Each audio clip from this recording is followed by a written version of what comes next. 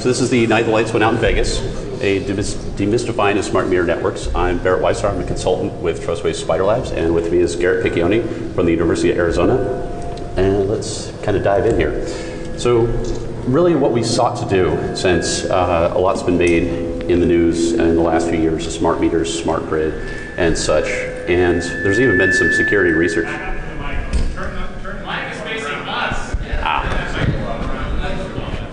Good. Better? Oh, that one. Move that one.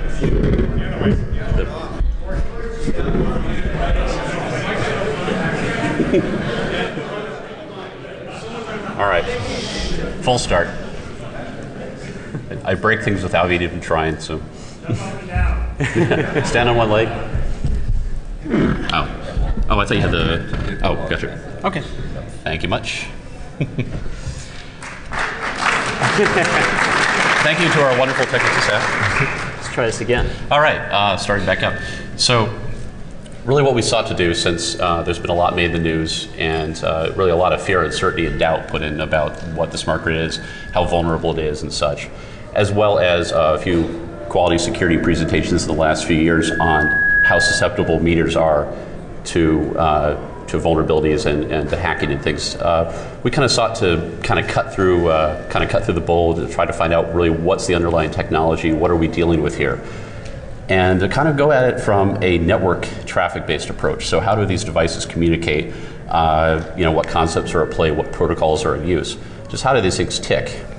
And just a caveat: we aren't, RF gods, SCADA experts, industry insiders, hardware gods. We're really just pen testers and network geeks, so just enthusiasts, people who are just curious about this, and kind of coming at it from a security fundamentals perspective. So what this presentation is not. So we're not here to own the smart grid, smart meters, anything like that. This isn't how to get free power. Obviously, regardless of what you may or may not do, sometimes look before you leap, exercise a little bit of caution, just lest you be the one carted off stage. It's a bit of a gray area in terms of some of the concepts involved, but better safe than sorry. And finally, this is not how to black out Las Vegas. If the power does go out, I've got a flashlight and some hand puppets, but not as much exciting as a PowerPoint. And finally, this, it's not Ocean's 11, 12, or 13. I'm not George Clooney. Garrett's a poor man's Matt Damon at best. So. So let's get into it a little bit. So what is smart metering? And in order to understand this, we'll go back to a bit of a history lesson. And as you can see from the man staring intently at the meter with some sort of techno lust in his eyes, basically meters, since the dawn of basically the age of electricity, and to kind of back up a second too, when we make reference to the smart grid and smart meters and things like that, we're primarily referring to electrical utilities, but you can transpose a lot of these concepts to gas and water as well. Those are coming into play a little bit. So first generation meters. You've got a guy comes out in a van, parks his van, and takes a look at your meter, takes a reading, goes back, does it once a month. Works decently well, pretty manual of sorts, but obviously it's a slow, cumbersome process, not really any way to forecast demand in any great detail. And it's a high overhead. You've got a lot of people coming out, reading meters, going back, and you rely on his readings and whatnot. So decided it had to be kind of a bit of a better way. So second generation meters, kind of a one-way technology. So replace that guy out looking at your meter with a guy, little portable unit or a van, drives around, takes a reading from the curb, drives around in the neighborhood and such. So obviously this is a bit of an improvement. You've got a little bit of efficiency of scale and such. But again, you're doing monthly readings, so you're not really getting a quality demand forecast or anything interesting like that. So again, there's a bit of room for improvement here. So introduction to, I guess, the third generation meters, the automated metering infrastructure, so AMI. Now, the idea of this is you create, in effect, a large closed off, basically system, a metropolitan wireless network of itself, wherein the meters can communicate in a two-way fashion. So generally, the idea is that you have your meters, small transceiver sorts, communicate with either relay towers or directly to the central utility via some mechanism. We'll get to that in a second. And the idea is that you can basically pass a variety of information back and forth and do a lot of things that would not require you to actually send out a manual human or do anything of that nature. So, first question, why? Why would we want to do something like this? Well, the utilities have quite a bit of a reason why, and we're stating this without any sort of bias as to whether the viability or efficacy of these options for the utility or the consumer. But first of all, to be able to reduce staff overhead on the part of the utility, you take away all those guys in vans, for better or for worse, obviously. In economic times, you cut a lot of jobs, but the idea is, hey, I don't have to send all those people out in vans with any sort of equipment, and hey, I can just get an idea, get a read from the central office.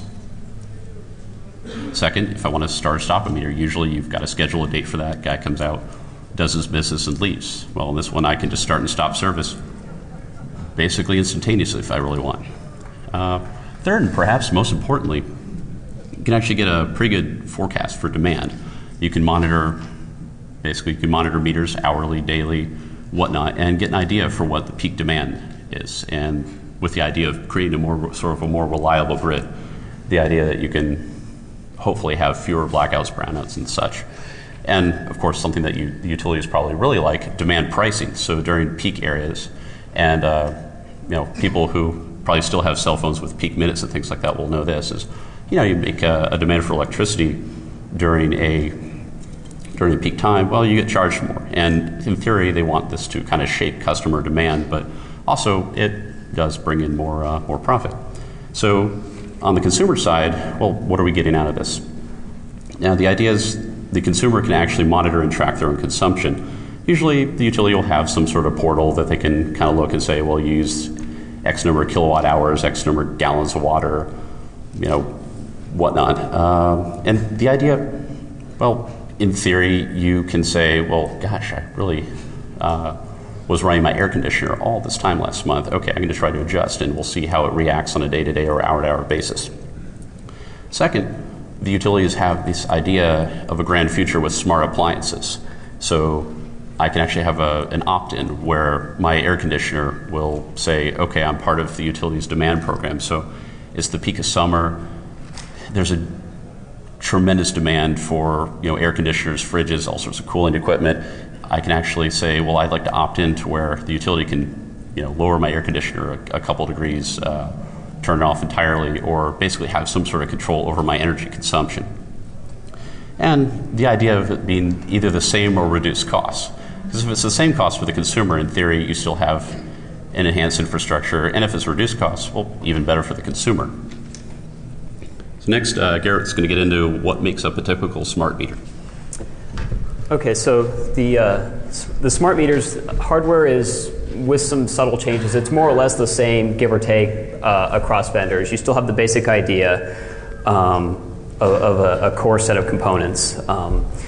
Like Barrett said earlier, our talk is mainly geared towards electric meters, but the same concepts can be applied also in the gas and water industry as well, because they're also attempting to implement this kind of technology as well for the same ideas. Typical hardware that you're going to find in a meter, it's pretty basic. You've got a 32-bit ARM processor or something similar, 256K of RAM, so really, really tiny footprint here, and only 512K of flash memory here. And that's, in terms of storage and running the firmware and stuff, that's really all you need.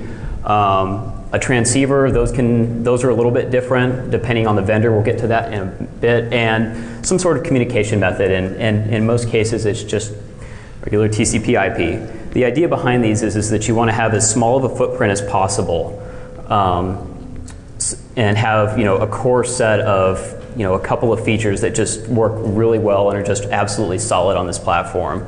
And you want to have it cost effective, so that way the electric companies can roll these out to a few million person city without having a overwhelming impact on their costs. You also want to have the idea of these meters, we still need them to report because they're running off of the power grid in some sense. Well, what happens when there's a blackout? So they do need to have some sort of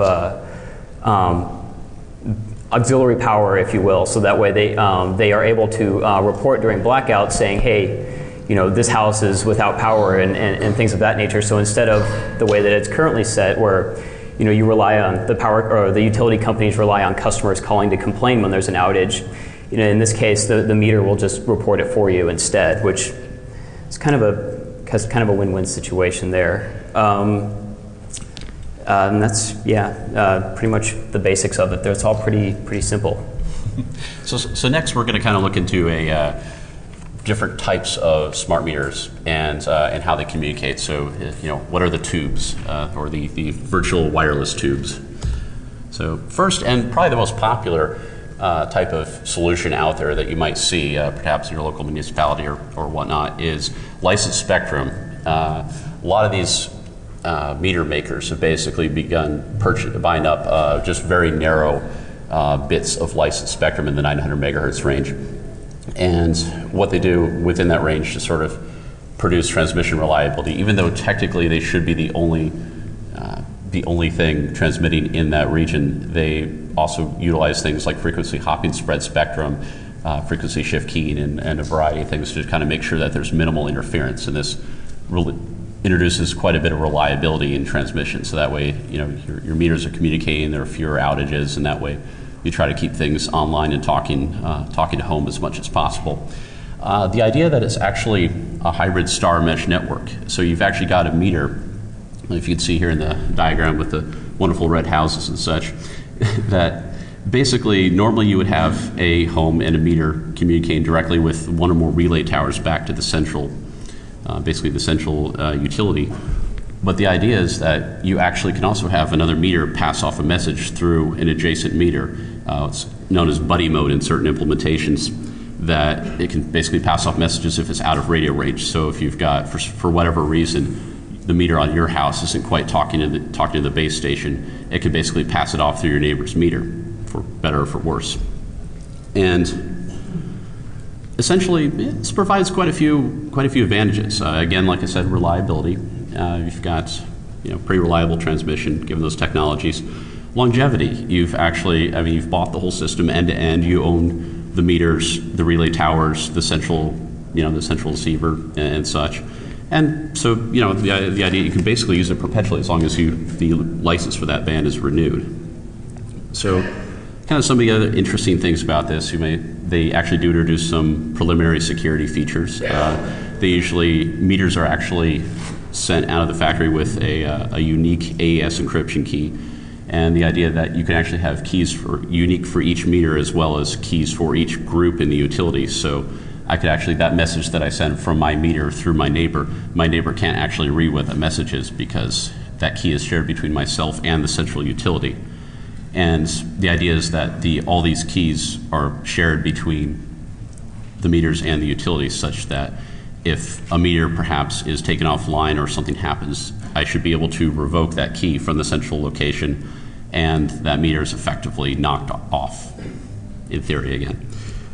So again, a couple of other things. They typically include some pretty reasonable basic physical security, tamper controls, things like that.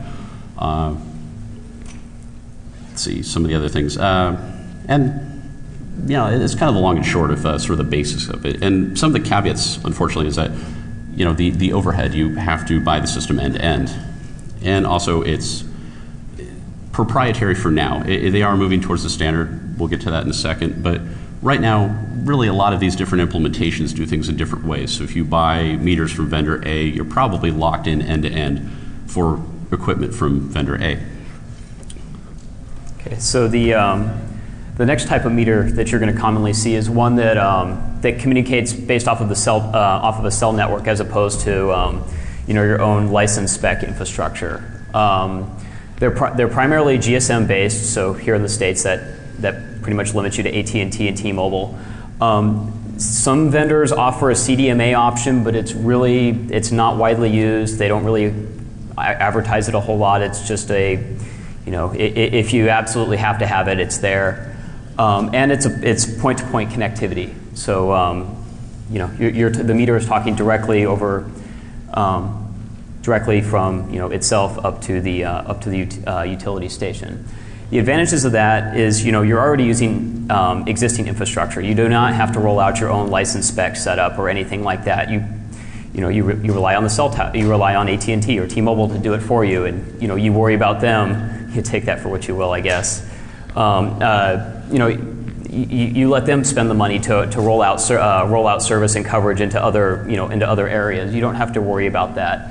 Your coverage cell networks in one form or another are just about everywhere. It's pretty difficult nowadays to find a place within reason, I guess, that you at least can't get some sort of signal to transmit something. And you have the layered security of GSM. I don't know how secure that is now, thanks to Chris's talk a couple hours ago, but it's at least there. So it's not like you're cracking web networks or anything like that. There is at least some sort of layered security, and the possibility of having a VPN tunnel between the meter and the utility station for that kind of direct point-to-point connectivity. Your disadvantages, you're really at the mercy of whoever you're contracting for the cell carriers. I mean, if a telco decides to change a new standard or change to a new set of form of infrastructure, and the meters are just incompatible with it for one reason or another, it's tough luck, I guess. Figure out a solution. I would assume that they would attempt to work with you, but the power companies are not going to probably stop cell networks from expanding or rolling out new technologies and things like that. And is it future proof? Well, I'm sure cell networks for now seem pretty solid, but how long really? We've been using basic utility meters for since power first started, and cell infrastructures are really have only come into play within the last 20, 30 years or so, and just a couple of things to think of, I guess. Mm-hmm. So for his third example, there's kind of a couple other minor implementations, and I say minor just because you don't see them as often in the States. You may actually see power line.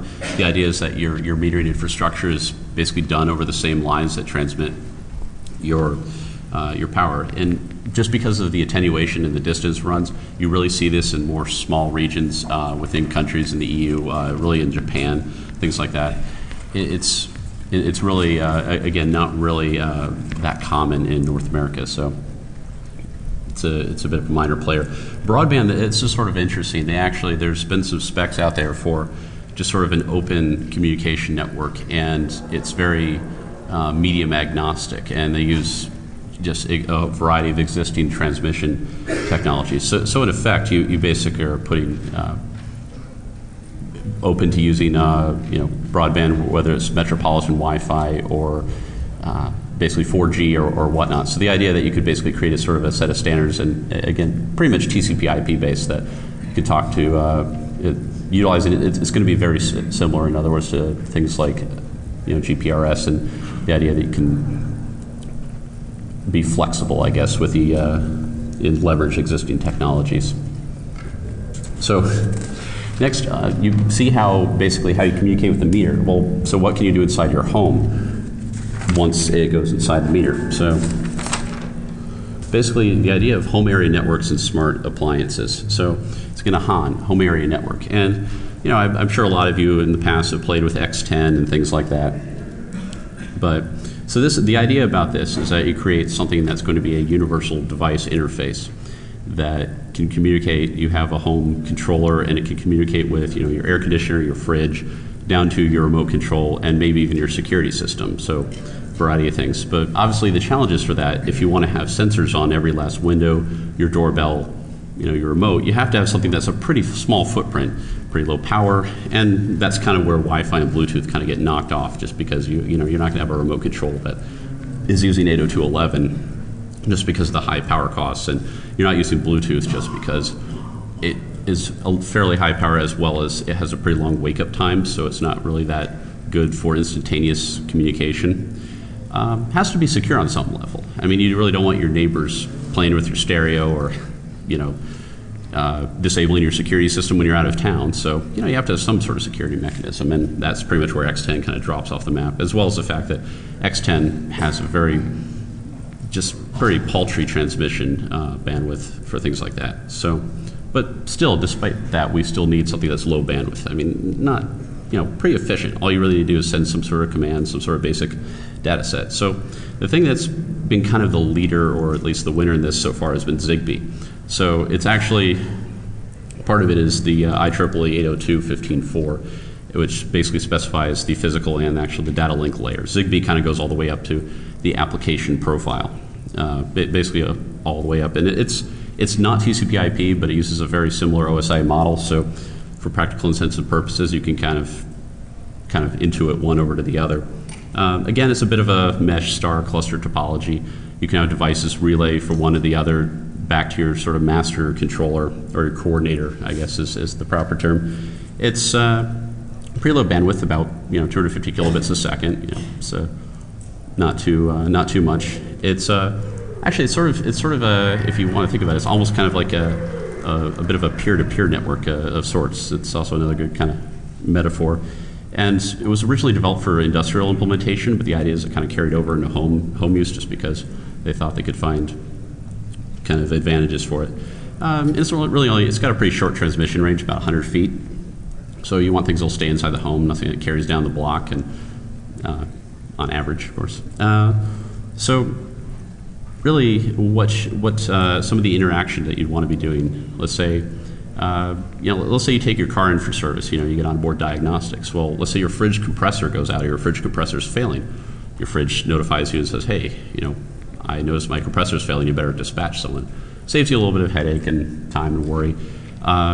You actually have, let's say a window says, okay, my window brake just broke, okay, trip the alarm, things like that. So you basically actually have different types of devices with different types of profiles, depending on what use. And again, this is actually secured by AES, and it's actually kind of, I guess, the trend in which AES is moving towards. For those of you who know a little bit about WPA2 with AES CCMP, you basically are turning a block cipher into a stream cipher. So they actually use something called EAX, which is sort of a less complicated version of CCM. The idea that you're basically chaining block to block without getting too much down the crypto path there.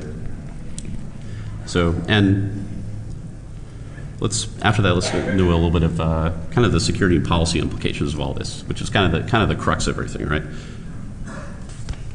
So basically what we want to know is this secure? And this is actually a damning question that used to be asked by a professor of mine, that he'd turn after showing a solution and basically say, okay, so is this secure? And you'd be absolutely paralyzed to actually answer this question, because you're afraid if you said yes, you'd have to explain why. And if you said no, you'd also have to explain why. In either way, if you were wrong, he'd absolutely just carve you up with the absolute correct answer. So to really answer this question, it does depend. And again, the best security in the world can be kind of cut apart by a poor implementation. So you have to ask yourself a few questions. So first of all, who are our attackers? Now, you may have someone who's just an enthusiast, kind of a thrill seeker, someone who's curious. I can't imagine there are too many of those people here. You have people, just vandals, people who kind of want to say, well, hey, if I can black out my neighbor, let's just mess with my neighbor. Let's, turn his laundry on, or, make his fridge burn out, or, just mess with people, vandals of sorts. And then, of course, probably the most interesting and probably the most dangerous type for this are basically, let's say, terrorism, espionage, people who actually are pretty well funded, pretty well intent on saying, if I can get control of this infrastructure, I can do some serious damage. I mean, let's say I can turn off the alarm system for a bank, I can black out an entire grid and cause havoc. It's a whole variety of things. So the second, it really only makes sense to use if you use all the features. So a lot of manufacturers say, well, gosh, we've got this, we've got AES, we introduce entropy, we do this, and then they say, oh, by the way, all these features are optional. And, well, yeah, if you strip out all the features, for example, of the 900 megahertz system, you're basically left with frequency hopping spread spectrum, which in itself, if you don't know the hop schedule, it's okay as far as it is somewhat of a measure, except, well, let's say I go disassemble a meter, buy a meter on eBay, I get the hop schedule, and bam, it's just like you were, passing it across, in the clear. So, third, obviously, again, as Garrett mentioned, reliance on third-party security. You're putting yourself at the mercy of someone else's solution. And, a lot of utilities say, well, we don't really know a whole lot about that. We'll rely on AT&T to really kind of figure out what's going on. A lot of GPRS meter manufacturers will say, well, our network is private IP because, hey, that way no one can route to it. Well, so is every cell phone. So, again, some of these things that are touted as features are what we call feature fluff. It's just, these are things which are touted as features, but not really explained well, or just sort of a bunch of just crap thrown onto a piece of paper without actual context. And some of the other things, security through obscurity, it definitely, for example, they like to say, well, we use a proprietary frequency shift keying schedule. You won't actually, hey, they don't know it, it's not published, you won't be able to find it. Well, again, I grab myself a meter, I'll find it. Some of the proprietary command sets, well, how do people know how to send commands to meters? Our data set isn't published. Well, again, people with enough time will find a way. And probably most important of all is physical security. As anyone knows, really you can implement the best system known to mankind, but if I can physically access your devices, you're pretty much out of luck. So the idea, let's say I want to find out the frequency shift key, the frequency hopping schedule. So let's say, okay, I don't want to take apart my meter because then they might think it's me. Well, I don't really like my neighbor. I'm just going to steal his meter. They all talk on the same hop schedule. Well, bam, there I am. So again, physical security, you have to keep that into account. For example, in my particular complex, the meters are behind a locked door. So not too bad. It's at least an additional measure. So it's something to take into account. Again, the location, actually the spread nature of the network actually helps. It's sort of both a blessing and a curse. The idea that if I want to attack the network, I can basically go anywhere the network is. So, with buddy mode, I can pass commands off anywhere there's anywhere there's a meter. So it makes attacks on the network pretty hard to trace or diagnose. And again, kind of as a follow-up to physical security, you really have to be able to respond to incidents as they happen. So meter X is compromised, well, immediately revoke its key so it can't communicate for the network. And if you're anything like me, when you first read about a lot of the AES stuff, you said, well, why don't they just use PKI, something of that nature? Well, you got to take into account you're dealing with a system where every meter is inherently set up to be trusted, basically an explicit trust. So the idea is that if that key is compromised in any sort of way, you should be able to revoke it at the core and have the security of the system be retained. Okay, so these are kind of the current. These are some marketing. I would call them marketing, so they're not very technical, even though that was what some vendors were trying to portray them as. That I thought were a little entertaining. They told me not to, so I won't. This was a quote off of a promotional material for a meter. Our network is secure. They're telling you because we're purchasing licensed spec on the 900 megahertz spectrum, that inherently means just because we own that for the time being, that nobody could ever want to go do that, just because the FCC says that you're not allowed to. And well, obviously, probably not so much, especially with folks here and everyone else that are just kind of wanting to play around with things. Transmissions cannot be duplicated using off-the-shelf equipment. With we have this outstanding device called a USRP, which is a software radio if you aren't familiar with it. And with that, and I can get a transceiver that broadcasts on 900, transmits and receives on 900 megahertz as well. With some, with a little bit of development or developer knowledge, I can customize the USRP in such a way that I should have no difficulties, at least trying to pick up traffic. And then once you pick it up from there, it's only a matter of time, depending on the security that's in place, on whether or not you can read it or do something with it in some capacity.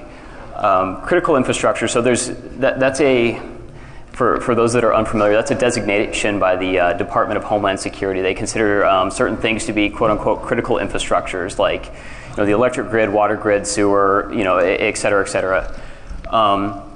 They don't explicitly say this, but does it say, a local telco decides to use a meter that's based off of GSM, because of that, by proxy, does that mean that AT&T or what have you is now, that network in that city from AT&T, is that considered to be critical infrastructure and falls under the same extra protections that the Department of Homeland Security may offer to other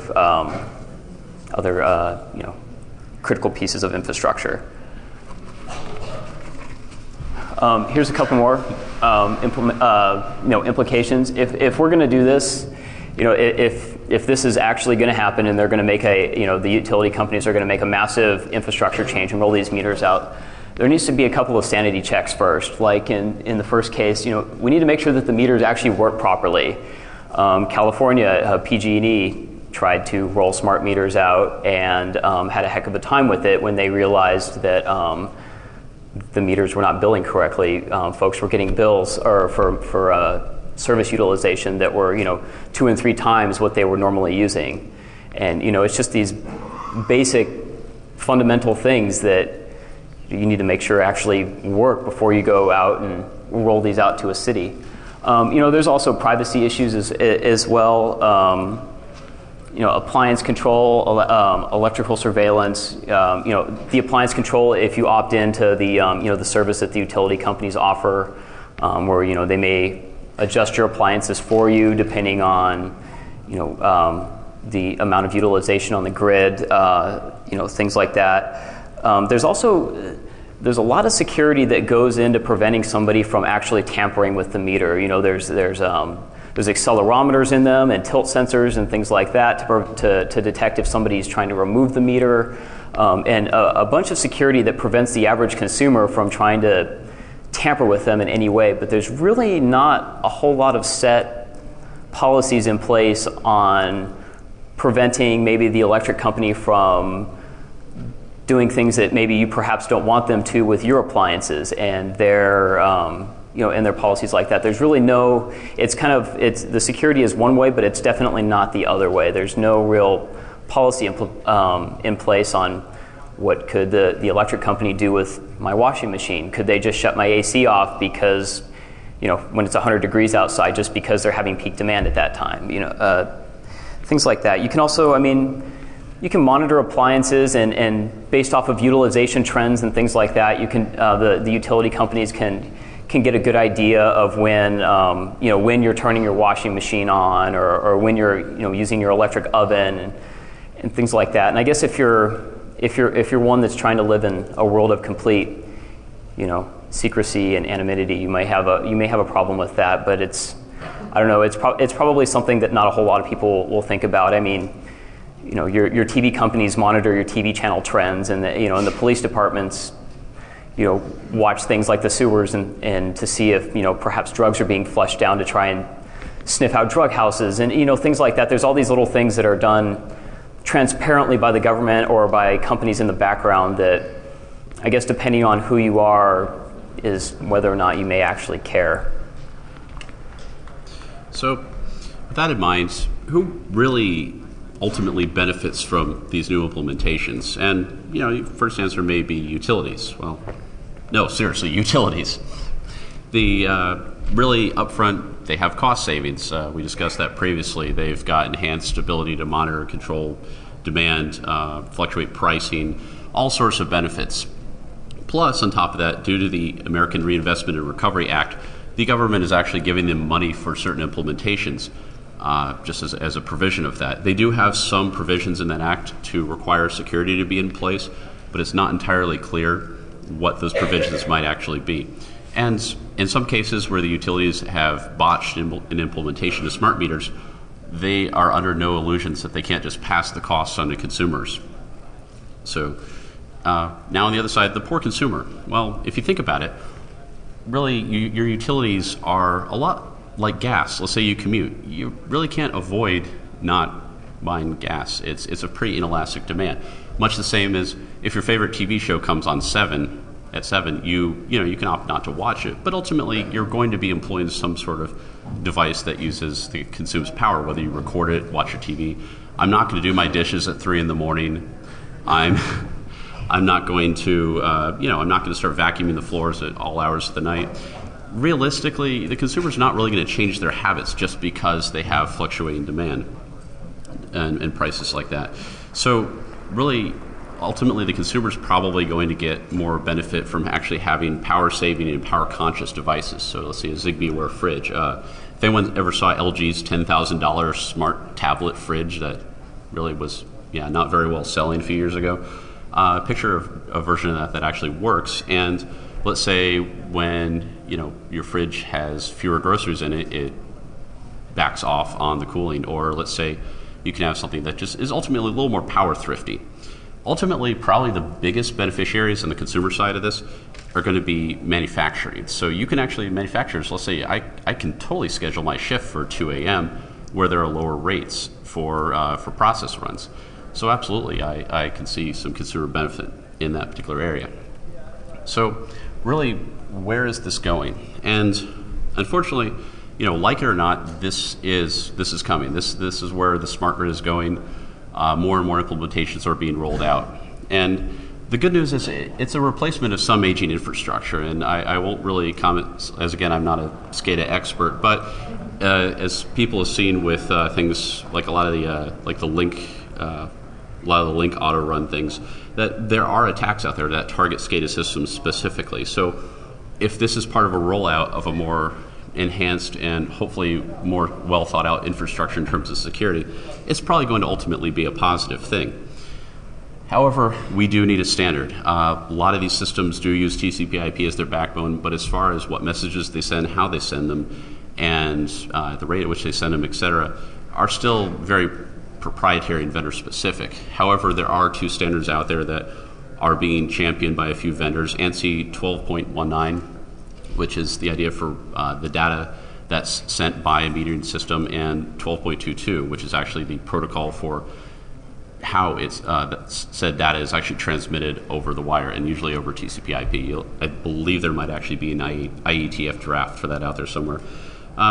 So finally, and really everyone kind of plays a role in how these systems are coming to you. So utilities, they really have a responsibility to deploy securely and responsibly. Whether they will or not probably remains to be seen. The government really needs to, since if they say it's critical infrastructure and they're really clamping down on this, they really need to continue to regulate this somewhat, modestly, not overtly, but they really need to keep an eye out to make sure that utilities don't practice price gouging or any sort of really counterproductive things. I mean, again, it's going to be some form of capitalism, but since the system is not like, this isn't a paintball arena. This is something which I need electricity, I need clean water, I need gas or whatnot. This is something you need to look at. And as the consumer, you really need to advocate, whether with your vote or just by raising awareness, just by learning more, by attending talks such as these, to basically find out how these systems are being deployed and really what's going on in your specific municipality. So it's kind of some of our to-dos. As far as actual testing, it was kind of a paltry thing, just because with a lot of these utilities are very, very shy at gaining approval. Obviously, we could go ahead and at least gain a little more insight just by, FCC be damned, try a few things. But really, ultimately, you really want to construct a legitimate, repeatable test environment. We'd really like that, to be able to say, okay, let's basically have something that's a little more empirical and a little less chaotic to actually determine how things tick and to sort of benefit and to kind of break down things. And ultimately, a true examination of the smart meter network from a pen test standpoint. I mean, it's TCP/IP. Once you're able to legitimately get on the network, a lot of those concepts that you're used to are going to be in play again. So, really from that, questions? What makes you say the demand time being allows people to care? What makes you say the demand is so inelastic? For instance, I live with a bunch of idiots, and there's a hot tub on 104 for 2 weeks, and billed X amount and it takes $300 a month, perhaps they would adjust their behavior. Or, you know, people who will consistently condense bulbs, I don't know why, and then run the AC all the time for that. It seems like some lifestyle changes are not that possible to imagine. I think, I mean, from an overall, from a human behavioral standpoint, I can absolutely see changes in demand. But as far as just because someone says, well, your kilowatt hour price is 2 cents higher, I don't necessarily know if that specific is going to get you to change your behavior. I think when it comes to say, okay, guys, we just used $400 worth of heating this last month, the bottom line, yeah, the dollar signs will probably get people to change their costs as opposed to the ability to see your demand in more micro time slices. One particularly large elastic demand that isn't really common in the market yet, but I expect will be, is electric vehicles. I own one, and I charge it at night, and I pay a lower rate, that's why I charge it at night. But if there are other pieces of infrastructure and that the smart grid sort of lets you reach with vehicle to grid and vehicle to house and house to grid, and large capacity electrical storage devices that fit in cars, which you can buy now, or fit in your house, which you can buy later, allows the consumer to have essentially complete elasticity. Yeah. I can put 50 kilowatt hours into something the size of a washing machine. I can fill that up and raise it above. And the real cost savings there is the utility has essentially 4 kinds of power. The cheapest power they make is the base load power, and they're happy to sell you that. In fact, with enough consumers, they would be happy to give that away because when they're making it, they can't keep it; they have to give it away. So there are large market opportunities in there that a smart grid kind of starts to make.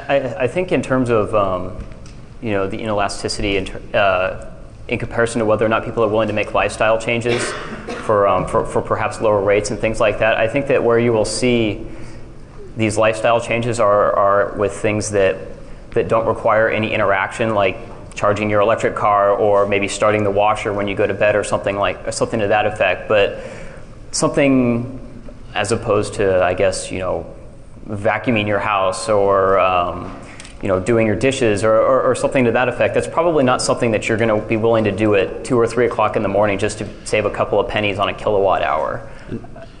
And I think that'll also be very kind of capitalistically driven, just by the idea that, you know, like you said, auto manufacturers, if you give me a wonderful electric car, that will motivate me to change my behavior more so than the utility saying, you know, hey, look, basically smart metering less so and products and services more so, I think. In the back. Yeah. So I've been looking at putting a photovoltaic system on my house that participates in our utilities net metering program that feeds back, holds my meter in reverse. But it's an N-phase microinverter with an EMI system that's based on units. That they want to charge me $2 a month to monitor, which when I've read a little bit online, I just tap right into it via serial port and monitor the system myself. But have you guys played around with any of those photovoltaic monitoring systems yet that are tied into the utility grid? Not as much. I mean, I know that was definitely something we came across when kind of during the preparation, but I think for the most part, that would lead more towards definitely from a hardware perspective. And admittedly, we are definitely a little hardware light from specifics. I know the presentation, the IO Active presentation last year was actually pretty rock solid in terms of kind of basically a little under the hood as far as some of those particular types of devices. And I think, yeah, I mean, it definitely interesting, but definitely something that was a little out of our purview for this talk. Oh, definitely, yeah. Phase 2, we're definitely looking forward to kind of amping up a little bit. Bad pun intended. I'd be a little weary about maybe directly plugging into perhaps your meter if they're charging you for it. I know just because of existing laws and regulations and things like that, the power company or utility companies in general get really nasty if you start messing with their stuff in ways that they do not want you to. And They're never getting on my network, but I just was curious if you guys had any time, had any Yeah. I mean, that would be a legitimate security gap. A lot of things, just because once again, there's a lot of ways that utilities want to prevent you from tinkering with their equipment, but they've absolutely left out how in a lot of these participation programs what they can do with your equipment. I mean, the any sort of access controls pertaining to your home devices. Yeah. Apparently there's not a whole lot in the way of conscious thought on behalf of utilities on this yet. Good. I don't know if I can count phrases, but I live in an area where we get brownouts in the summertime because it's so hot. And there was a rumor with a couple of our utility companies through the Corporation Commission where they wanted to regulate by getting the smart grid where they can go ahead and cut electricity power in certain areas of the cities as they get spikes and so on. Is there any way to keep them from doing that? I mean, it's unfortunately some of those implementations are, I think they try to keep the system as stable as possible, but I think at the end of the day, it's basically more towards, I guess, by micromeasurements you increase the stability of the system as a whole by being able to predict that demand and hopefully decrease the amount of interruptions. But again, hopefully it's going to be an inexact science, but hopefully as time goes on, it'll be something that they will get a little bit better at. I mean, if you think, for example, the airline industry has up to the minute forecasts for demand for seating and things like that, and after all this time, they've gotten pretty good about knowing exactly how much you'll pay for, a flight to Phoenix. So hopefully something similar will happen in the utility industry, but again, it's kind of a wait and see. How much is monitoring versus controlling with them as far as can they actually control your devices versus just monitoring what's going on with them? Because, for instance, if you start with a fridge and it's doing all the stuff for you, if that one device is controlling everything and that device goes bad, your fridge and everything in it and whatever else goes bad. Whereas if that device is merely monitoring and altering a few, changing versus controlling it. Yeah. A lot of the actual specifics, I think, are going to be left up to the manufacturers as to what the feature set is. Your home, ideally, is going to be ultimately controlled by a Zigbee coordination module. So the idea is the minute that stops communicating, or as some sort of, I guess, abnormal condition, you would hope that, in theory, that would be that device would communicate that to the home coordinator, and basically that would relay it to you by some sort of alert mechanism. As far as actual, concrete, what they're going to be able to do, can I control the temperature?